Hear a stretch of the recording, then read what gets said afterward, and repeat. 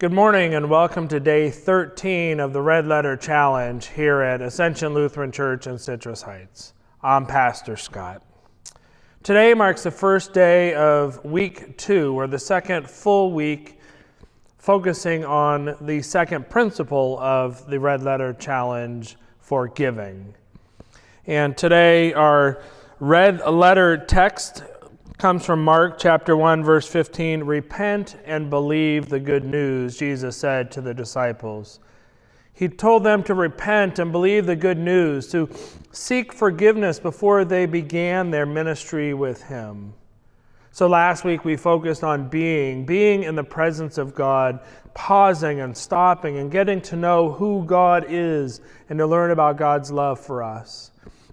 In this second week, it's about forgiving, acknowledging our need for God's love and God's grace, and then also sharing that love and grace and forgiveness with others. But we first begin by acknowledging our own need for forgiveness. And Lent is a perfect time to do that. It's actually a season that is dedicated or set up for us to do that, where we spend time in reflection, acknowledging that we have come from dust and to dust we shall return. In Connecticut, when I would impose ashes, we would say, remember you are dust, and to dust you shall return. Repent and believe the gospel. It's important that we each acknowledge our own sinfulness and our own need for God's love and grace. And we do that first before we can go out and share that same love with others.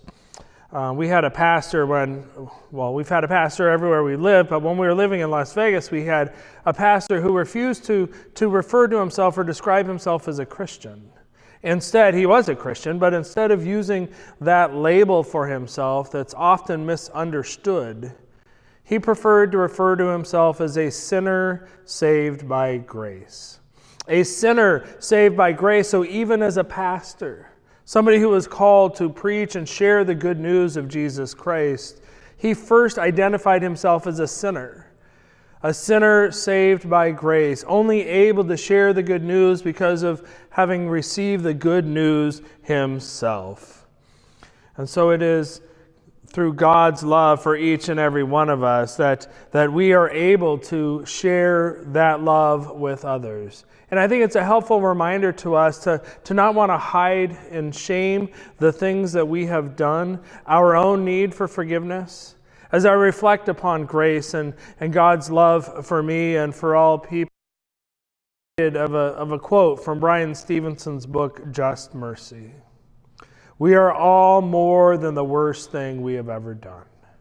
We are all more than the worst thing that we have ever done, and for all of those things, even the worst thing that we have done, God offers you forgiveness, mercy, grace.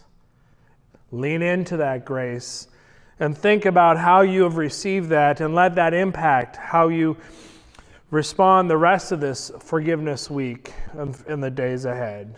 I look forward to seeing you tomorrow.